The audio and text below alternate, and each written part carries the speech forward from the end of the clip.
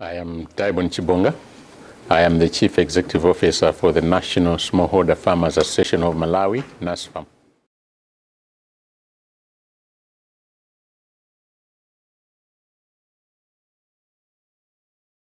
As an organization, I think we've been in the forefront of being a voice for smallholder farmers.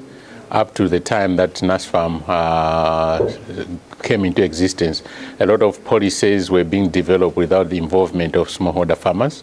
So now that there are smallholder farmer organizations that are available, we are consulted on policy changes and the new policies that are being introduced by government. We have created a brand name, and NASFAM is now a well-known brand across Malawi because we help our farmers to do value adding of their products.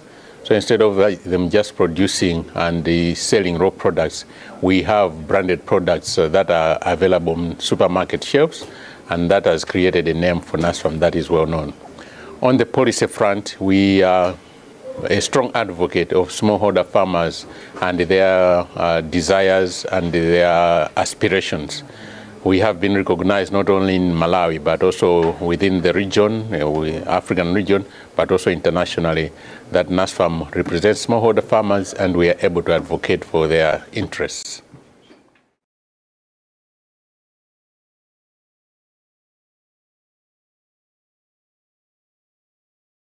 Farmer mobilization and organization is key because when they are working as individual farmers, then they can't achieve much.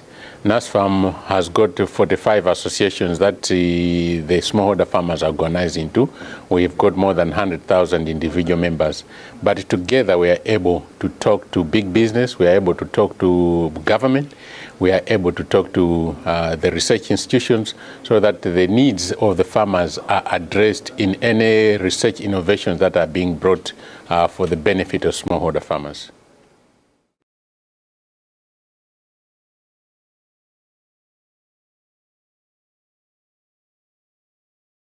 First of all, the challenges. I think the challenges are that when the configuration was being set up, it was seen that the African countries would be trading as blocks, and Malawi belonged to the East African configuration.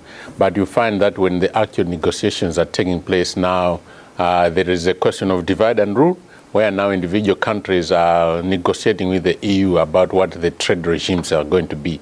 So that's quite a challenge. The second challenge is that there are some who have signed a full EPA agreement, whereas there are other countries that have signed a partial agreement. Malawi has not yet signed. What we've been demanding and wanting to see is that we should see the benefit that those who have signed have achieved from signing an EPA, and then it will be a matter of course that Malawi can sign. That evidence has not been brought to bear so far, so we are seeing that it is just business as usual. And lastly, but not least, we want to see that when we are negotiating EPA agreements, they are separate trade agreements from the normal agreements that the EU has with the Malawi, for example. Those are things that we want to be clarified before we can actually recommend to our government to sign an EPA agreement.